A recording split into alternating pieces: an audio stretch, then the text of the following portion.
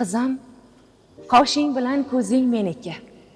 Goh shirin, goh achchiq, so'zing meniki. Shukrona aytaman boringga takror, yaxshimi, yomonmi, o'zing meniki. Orzuyim g'unchasi, sensan jon bolam. Umidim gulchasi, sensan jon bolam. Hayotdan ilinjim bor mening illo, ilinjim ilinji, sensan jon bolam.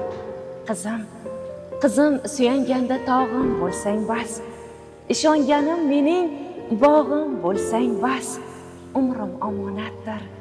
Aytsam, aytmasam, ortimdagi shamchirog'im, jonim bo'lsang bas. Barakalla, juda ham chiroyli. Menimcha qizlari bor ota-onalar allaqachon ko'zlariga biroz yosh olgandir. Chunki yurakdan chiqqan so'z yuraklarga, qalblarga qadar yetib boradi. She'r uchun alohida rahmat.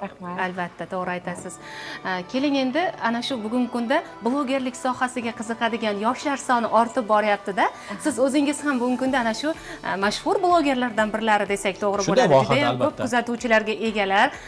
Keling bu o'rinda o'sha sizga o'xshab yaxshi ijodkor bo'lish uchun ana shunday blogerlik sohasida o'zining shijoatini ko'rsatib, yetuklikka, yuksaklikka, muvaffaqiyatga erishish uchun nimalar qilish kerak? O'zingizning fikrlaringiz bo'lsa, marhamat.